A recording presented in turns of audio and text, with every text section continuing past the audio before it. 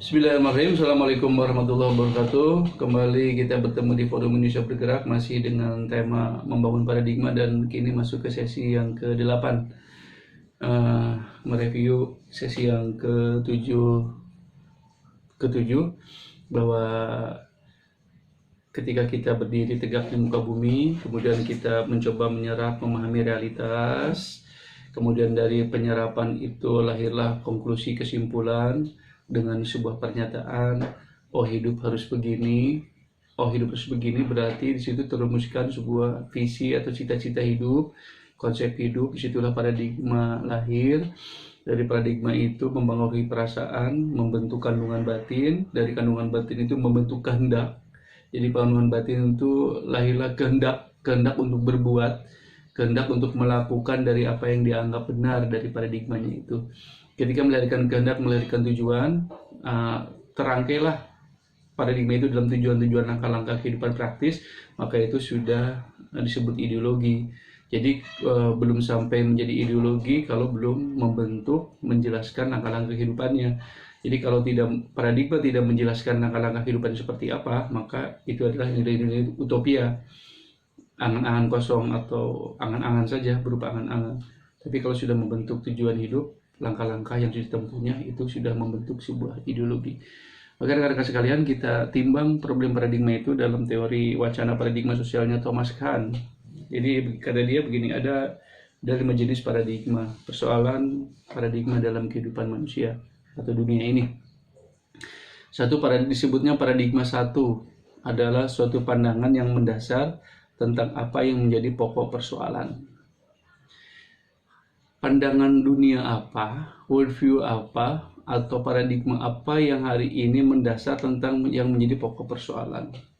Oke, kita tarik saja jauh lebih dulu kepada persoalan global, persoalan sejarah peradaban ini, bahwa kini di sini secara global hidup kita dibangun ataupun kita ada dalam kekuasaan sebuah paradigma kapitalisme global.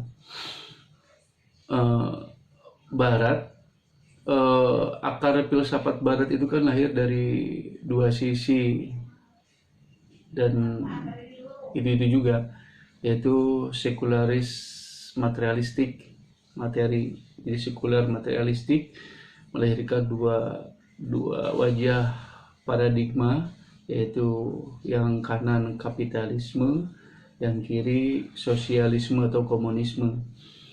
Jadi itu dua wajah paradigma Barat. Dan yang hari ini dominan adalah kapitalisme. Francis Fukuyama ya. Saya punya bukunya mana ya? Dia sebut dengan istilah the end of history, bahwa sejarah hari ini telah berhenti di kapitalisme. Dengan kata lain, setelah kapitalisme tidak akan ada lagi paradigma atau berhenti di kapitalisme. Apakah betul demikian? Apakah hari ini kapitalisme sudah menjadi paradigma yang mendunia, yang semua orang ada di situ, dan ini yang menjadi dasar pokok persoalan di paradigma 1? Menurut Thomas Kuhn adalah seperti itu. Jadi apakah hari ini kapitalisme adalah sebuah paradigma yang sudah dianggap final oleh seluruh manusia, jadi nggak ada lagi paradigma? Atau yang dimaksud the end of history-nya Francis Fukuyama itu adalah the end of kapitalisme? Jangan-jangan itu berhentinya atau matinya ideologi kapitalisme. Nah, persoalannya adalah kapitalisme itu kan sudah mencengkram setiap jengkal tanah kehidupan ini. Jadi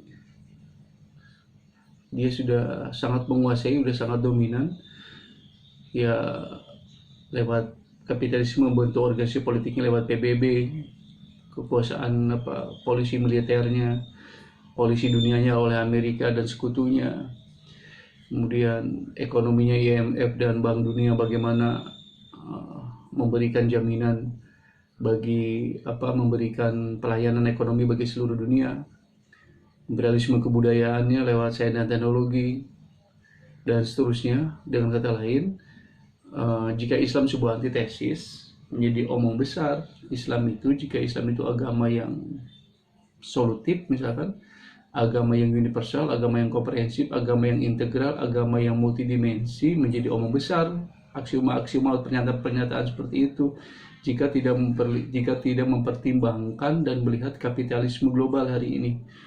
Jadi rekan-rekan sekalian, jadi paradigma satu itu suatu pandangan yang mendasar tentang apa yang menjadi pokok persoalan. Oke, yang kedua, suatu periode paradigma mulai suatu periode di mana paradigma sedang berpengaruh. Jadi kalau yang pertama itu pandangan mendasar tentang apa yang menjadi pokok persoalan, melahirkan beberapa paradigma. Menjadi sederhana saja sebetulnya dunia ini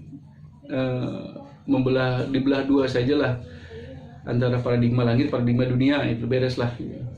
Jadi apakah Islam, agama mana yang bisa membuat paradigma hebat itu, pilihannya menjadi agama yang mana nih. Nah, pada akhirnya Islam adalah solutif di wilayah idealitas. Namun ketika bicara realitas, paradigma itu menjadi dalam kehidupan hari ini yang paling berpengaruh adalah kapitalisme. Suatu periode di mana paradigma sedang berpengaruh. Kapitalisme global hari ini berpengaruh bagi setiap jengkal kehidupan manusia. Dan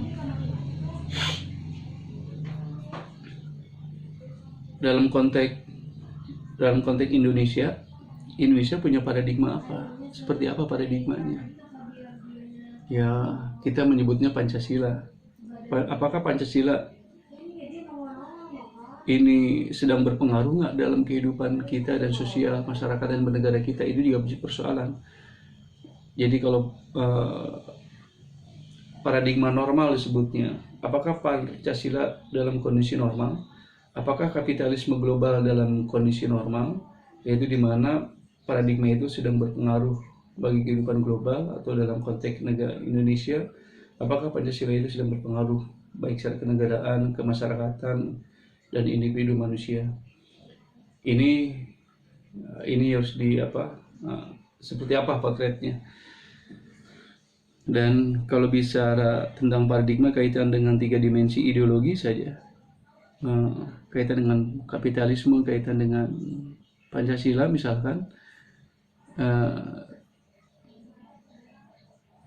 ideologi itu bisa membentuk identitas seseorang atau kelompok. Ketika bicara identitas, kan bicara menjadi sangat sederhana, mudah saja begini misalkan. Jika kapitalisme itu sebuah paradigma atau ideologi atau falsafah, itu ada nggak manusia secara individual adalah personifikasi individual dari makhluk kapitalis? Itu pasti banyak lah mungkin, atau masyarakat kapitalisme pasti nampak lah. Tapi ketika masuk ke wilayah Indonesia, ketika membicarakan Pancasila sebagai sebuah paradigma, ada nggak manusia yang secara individu disebut Pancasilais? Apakah manusia Pancasilais itu menemukan bentuk personifikasinya Soekarno atau Bung Hatta atau yang lain? Itu pertama. Kedua, apakah ada nggak bentuk sebuah masyarakat yang Pancasilais, di mana masyarakat Jawa, masyarakat Sunda, masyarakat Batak, masyarakat Madura, masyarakat Medan misalkan? Apakah itu bentuk personifikasi sosial dari sebuah masyarakat dengan paradigma Pancasila? Ini juga persoalan. Jangan-jangan entar jika Pancasila tidak bisa memberikan identitas bagi individu dan masyarakat, maka bisa jadi dia tidak sedang normal kondisi paradigmanya. Maka mungkin Yudi Latif dengan bersusah payah hari ini mencoba merumuskan itu dengan menjadi ketua komite pelaksana kerja Pancasila, apa itu namanya, sedang bersusah payah merumuskan bagaimana Pancasila menjadi pandangan, pendirian, dan sikap hidup bangsa Indonesia. Yang ketiga, paradigma dalam kondisi anomali. Terjadi penyimpangan dan pertentangan karena paradigma tersebut tidak memberikan penjelasan terhadap persoalan yang timbul secara memadai. Apakah kapitalisme global bisa memberikan penjelasan terhadap persoalan yang timbul secara memadai? Persoalannya adalah krisis global yang terjadi yang saya bahas di sesi pertama itu berarti ketidakmampuan kapitalisme global sebagai sebuah paradigma dalam menjelaskan persoalan secara memadai. Dengan kata lain, maka kapitalisme global sudah menjadi anomali. Nah, ini yang paling kita khawatiri, jangan sampai Pancasila juga masuk ke wilayah paradigma anomali.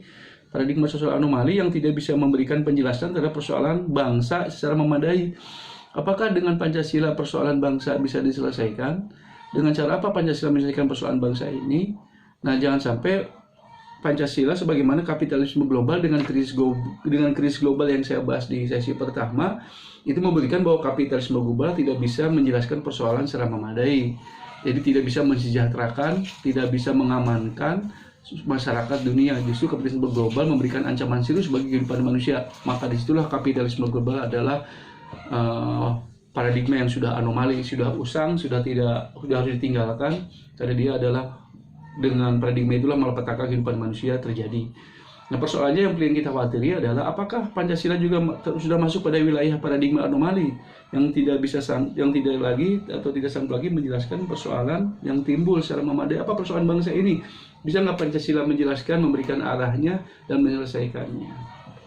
Nah, ini persoalan paradigma. Jika demikian, maka paradigma mengalami krisis, suatu krisis timbul dan paradigma mulai disangsikan validitasnya. Oke, kapitalisme global hari ini sudah mulai disangsikan validitasnya.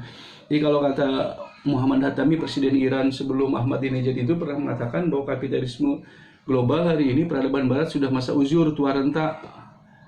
Kalau udah tua renta berarti secara pikun, kata lebih kalau orang pikun kan mengerjakan sesuatu tanpa nalar.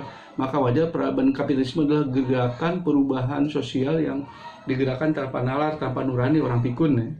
Orang pikun tahu sendiri seperti apa kelakuannya, perbuatannya. Nah, kapitalisme global oleh peradaban barat, oleh kata ini disebut dia sudah kelihatan uzur, tua renta dan sudah sangat pikun sekali.